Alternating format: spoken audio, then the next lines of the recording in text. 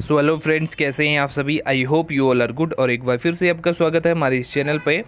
आज जो हम बात करने जा रहे हैं सीटेट के बारे में बात करेंगे और जानेंगे कि जो सीटीईटी एग्जामिनेशन है उसकी क्या वैलिडिटी है, क्या उसकी वैलिडिटी यहाँ पे हो चुकी है लाइफ टाइम, और साथ ही जानेंगे उसके जो नए सिलेबस है, जो नया एग्जामिनेशन जो कंडक्ट किया जाना है उसमें क्या क्या चेंजेस किए गए हैं और कैसे क्वेश्चनिंग की फ्रेमिंग उसमें की जाएगी, किस तरह के क्वेश्चन उसमें पूछे जाने हैं। तो इन सब के बारे में यहाँ पे डिस्कशन करने वाले हैं। तो अगर चैनल पर नए हैं तो चैनल को सब्सक्राइब कर लें और बेल आइकन दबा लें ताकि आपको आने वाली सारी अपडेट ऑन द टाइम मिल पाएँ। सबसे पहले बात करेंगे जो हमारा सीटेट की वैलिडिटी है उसकी। सबसे पहले आपको पता होगा सीटेट की जो वैलिडिटी है वो यहाँ पे एक्सटेंड कर दी गई है लाइफ टाइम तक। पहले ये थी 7 ईयर्स और इसको अब लाइफ टाइम तक कर दिया गया है और ये सभी के लिए है, ठीक है। सारी कैटेगरीज़ के लिए है, चाहे जनरल हो, चाहे SC ST OBC हो, सभी के लिए यहाँ पे ये रूल है और इसको अब लाइफ टाइम कर दिया गया है। पहली चीज़ तो। सेकंड चीज़ ये है कि अब जो अपकमिंग सीटेट का एग्जामिनेशन होना है उसमें कुछ चेंजेज यहाँ पे किए गए हैं और कुछ जो सलेबस में है, सलेबस तो सेम है बट उसके अंदर जो कंटेंट है उसमें चेंजेस किए जाएंगे। और साथ ही जो यहाँ पे चेंजेस इंट्रोड्यूस किए गए हैं उसकी हम यहाँ पे बात करते हैं। ये लेटर मेरे पास है जो सीटेट का ऑफिशियल लेटर है, 30/7/2021 को ये इंटरव्यू यहाँ पे पब्लिश किया गया था। इसके अंदर क्या चीज़ें हैं उसको यहाँ पे देख लेते हैं। सबसे पहले NEP की बात करेगी है तो national education policy 2020 has provided A holistic vision for education that signals a shift from rote learning towards acquiring competencies and 21st century skills। यहाँ पे बात की गई है कि जो आपकी रोट लर्निंग है, जो NEP 2020 है, वो यहाँ पे ये डिस्क्राइब करता है कि जो रोट लर्निंग है उसको हमें शिफ्ट करना पड़ेगा अपने जो एक्वायरिंग कम्पिटेंसीज और जो स्किल्स हैं, स्किल में इसको कन्वर्ट करना पड़ेगा। जैसे कि जो traditional way of teaching learning होता था उसके अंदर रोट लर्निंग को यहाँ पे प्रमोट किया जाता था ज़्यादा से ज़्यादा, लेकिन जो अब नई एजुकेशन पॉलिसी है, जो NEP है, उसके अंदर बात की गई है आपके कि रोट लर्निंग को हमें ट्रांसफ़र करना पड़ेगा स्किल्स में, ठीक है। जो स्किल्स के एक्वायरिंग पे ज़्यादा यहाँ पे एम्फेसाइज किया गया है। The NEP 2020 emphasize on strengthening of TET to include better test material both in terms of content and pedagogy। यहाँ पे इस चीज़ को भी emphasize दिया गया है कि जो TET का एग्जामिनेशन कराया जाएगा उसके अंदर जो टेस्ट मटेरियल है उसको यहाँ पे बेटर बनाया जाएगा। जो क्वेश्चन यहाँ पे इंक्लूड किए जाएंगे वो काफ़ी एक लेवल के क्वेश्चन होंगे और जो आपकी अच्छे से ज़्यादा बेटर यहाँ पे टेस्टिंग कर पाएंगे आपके नॉलेज की। साथ ही यहाँ पे कहा गया है कि जो दोनों के टर्म्स में इसमें चेंजेस किए जाएंगे, कंटेंट के टर्म्स में भी और पेडागोजी के टर्म्स में भी इसमें बेटर इसको बनाया जाएगा। The NEP also emphasise on digital literacy, digital pedagogy, use of technology and its integration so as to transform the entire nation into a digital empowered society. यहाँ पे बात की गई है कि हमें पूरे जो इंडिया है, ऑल ओवर द इंडिया, उसको एक डिजिटल एम्पावर्ड सोसाइटी बनाना है। इसके लिए जो सीटेट का एग्जामिनेशन है उसके अंदर डिजिटल लिटरेसी को प्रमोट किया जाएगा और डिजिटल पेडागोजी को भी यहाँ पे प्रमोट किया जाएगा, यूज ऑफ टेक्नोलॉजी को प्रमोट किया जाएगा और सब जो इंटीग्रेशन है, सभी फंक्शंस का इंटीग्रेशन है, उसको भी यहाँ पे इंट्रोड्यूस किया जाएगा। इसके अंदर आपको डिजिटल लिटरेसी से रिलेटेड क्वेश्चन देखने को मिल सकते हैं क्योंकि अभी तक जब TET का एग्जामिनेशन हम लोग देते थे उसके अंदर कंप्यूटर लिटरेसी के क्वेश्चन और साइबर सिक्योरिटी से रिलेटेड इस तरह के क्वेश्चन यहाँ पे नहीं पूछे जाते थे, बट अब यहाँ पे इन चीज़ों की तैयारी भी की गई है। फिर बात की गई है upholding the purpose of TET, CBSE is committed to enhancing the quality of central teaching eligibility test CTET in order to reflect its core purpose of attracting and filtering candidate with the aptitude and passion to enter in the teaching profession। और यहाँ पे कहा गया है कि जो CTET है उसके द्वारा जो मटेरियल है उसको अपग्रेड किया जाएगा। जो आपके एग्जामिनेशन के क्वेश्चन हैं उनको एक अच्छे लेवल के क्वेश्चन बनाया जाएगा, जिससे क्या होगा, आपके जो कैंडिडेट्स हैं, ज़्यादा से ज़्यादा कैंडिडेट जो एग्जामिनेशन देते हैं उसके अंदर फ़िल्टरिंग हो पाएगी। फ़िल्टरिंग इन द सेंस कि जो टीचिंग के लायक है, ठीक है, जो उसके डिज़र्व करता है कैंडिडेट, वही यहाँ पे टीचिंग को, वो CET को क्वालिफाई कर पाएगा और जो पैसन है टीचिंग का उसको यहाँ पे गेट कर पाएगा। तो यहाँ पे बात करी गई है आपकी फ़िल्टरिंग ऑफ कैंडिडेट को फ़िल्टर किया जाएगा। फ़िल्टर कैसे किया जाएगा? टेस्ट के माध्यम से। जो टेस्ट है उसको एक पेडागोजी के टर्म्स में भी और साथ ही जो आपके कंटेंट के टर्म्स में भी, दोनों में इसको इन्हेंस किया जाना है। CTET should reflect the core and critical competencies to enter the teaching profession and measure these identified competencies with a fair degree of validity, reliability and fairness। तो ये सब बातें यहाँ पे की गई हैं। अब हम बात करेंगे जो मेन इसका कंटेंट है उसकी, कि इसके अंदर किस तरह के क्वेश्चन पूछे जाएंगे और क्या यहाँ पे सिलेबस को चेंज किया गया है। यहाँ पे साफ साफ आपको लिखा गया है, Therefore, it is hereby notified that within the existing syllabus of CTET, यहाँ पे सिलेबस को चेंज करने की बात नहीं की गई है। ये बात की गई है कि जो आपका सिलेबस अभी चल रहा है CTET का एग्जिस्टिंग सिलेबस है, उसके अंदर ही कुछ चेंजेस किए जाएंगे। कुछ यहाँ पे पेडागोजी के क्वेश्चंस में और कुछ यहाँ पे जो कंटेंट है आपका उसको अपग्रेड किया जाना है। And structure of the question paper का जो स्ट्रक्चर है वो भी यहाँ पे कुछ खास चेंज नहीं किया जाएगा, बट क्वेश्चनिंग थोड़ी सी अलग तरीके से की जानी है।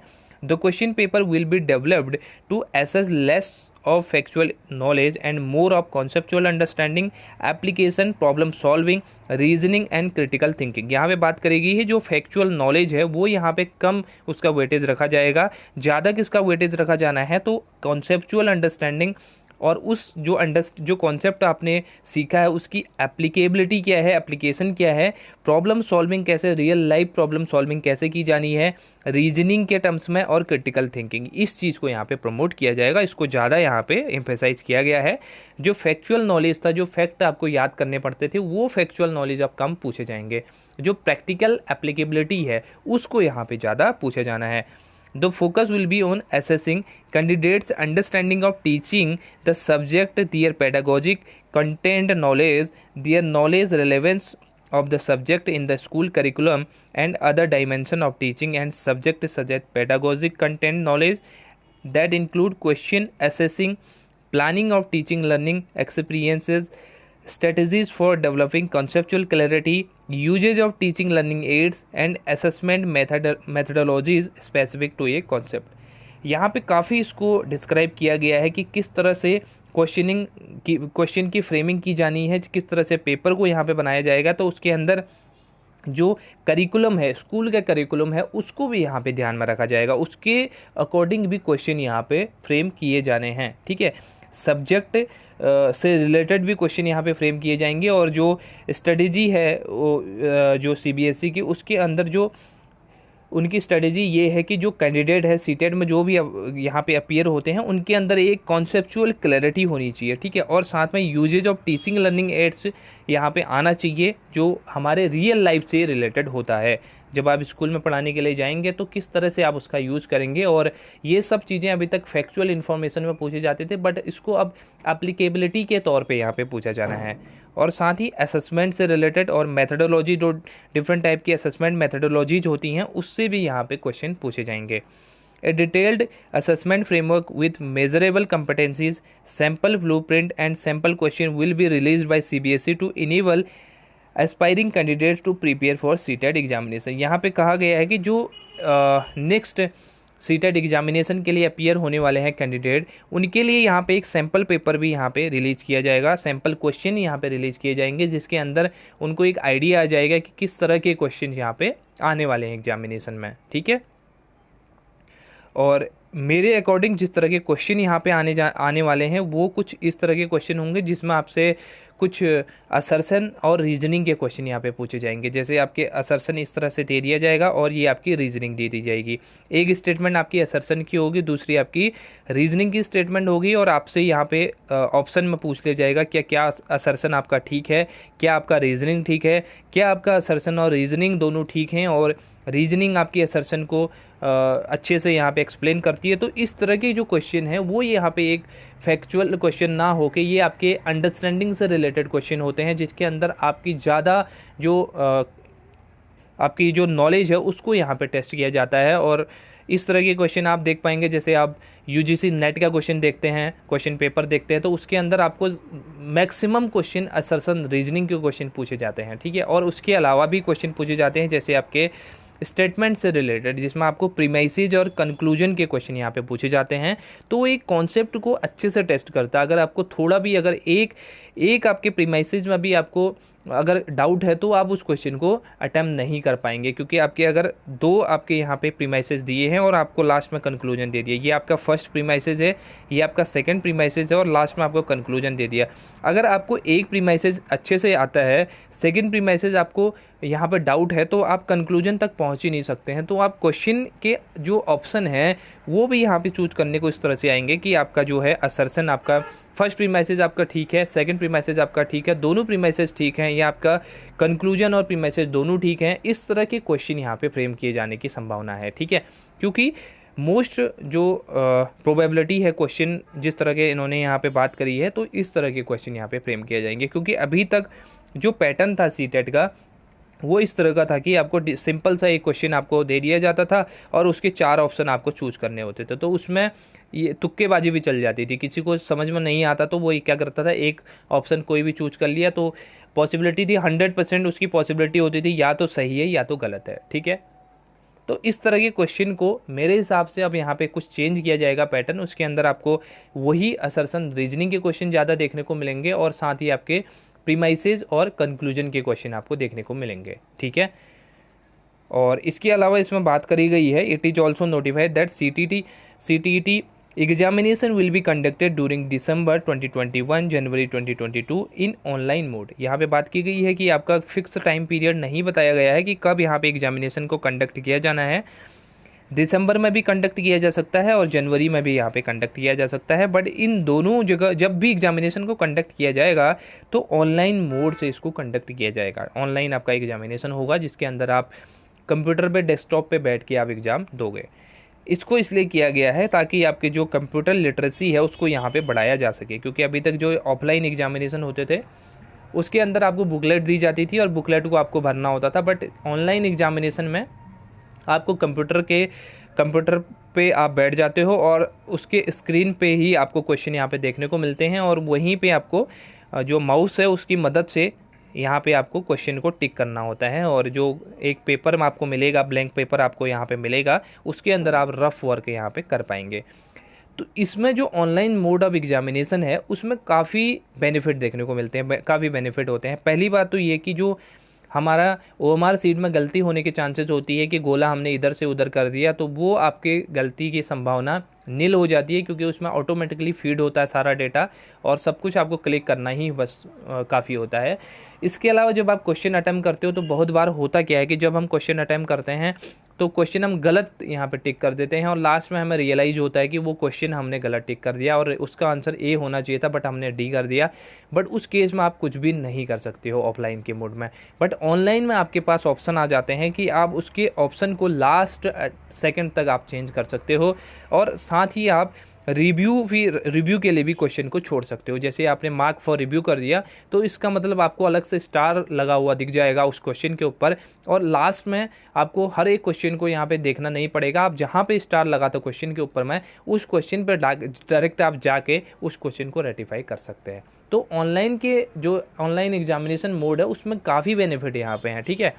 कुछ लोगों को यहाँ पे डर लगता है जो ऑनलाइन एग्जामिनेशन जिसने कभी दिया नहीं है, पहली बार देने जा रहे हैं, तो उनको लगेगा कि यहाँ पे कुछ इस तरह का फियर है, तो ऐसा कुछ भी नहीं है। वहाँ पे सब कुछ इंस्ट्रक्शंस आपको दिए जाते हैं, माइक से आपको अनाउंस किया जाता है कि आप इस पर क्लिक कीजिए, इस पर क्लिक कीजिए। जब एग्जामिनेशन स्टार्ट हो जाता है तो उसके बाद आपका नॉर्मल जैसा ऑफलाइन मोड में चलता है वैसे ही आपका ऑनलाइन मोड में भी चलता है। उस पर आपको पेन से लिखने की गोला करने की ज़रूरत पड़ती थी और एक गोले पे अगर आप यहाँ पर टाइम भी इसमें बहुत बचता है ऑनलाइन मोड में, क्योंकि जो ऑफलाइन मोड था उसमें अगर मान लेते हो आपके पास 100 क्वेश्चन है, ठीक है, 100 क्वेश्चन है और 100 क्वेश्चन के अंदर आपको अगर गोला करने में इस तरह से पूरा फिल करने में गोला करने में अगर आपको 2 सेकंड आपके एक उसमें चाहता है, ठीक है, इस तरह से आपके मैं मान लेता हूँ एक एग्जांपल के तौर पे 2 सेकंड आपका एक गोला करने में जाता है, वैसे तो 2 सेकंड से ज़्यादा ही जाता है बट मिनिमम मैं एक मान लेता हूँ। तो इस तरह से आपके 100 क्वेश्चन में 200 सेकंड तो आपके यूं ही चले जाएंगे, ठीक है। अप्रोक्सीमेट आपके 3 मिनट 4 मिनट के आसपास आपके इस तरह से खर्च हो जाएंगे और 4-5 मिनट तो मैं मिनिमम बता रहा हूँ। जो अच्छे से गोला करते हैं तो उसके लिए आपको 5 से 10 मिनट यहाँ पे चाहिए पूरे पेपर को अटेम्प्ट करने के लिए, तो इसमें काफ़ी यहाँ पे टाइम भी बचेगा। जो 10 मिनट आपके इसमें गोला करने में आपका टाइम वेस्ट हो रहे थे वो आप यहाँ पे क्वेश्चन को कर सकते हैं। तो इस तरह से आपके काफ़ी बेनिफिट है ऑनलाइन के एग्जामिनेशन में।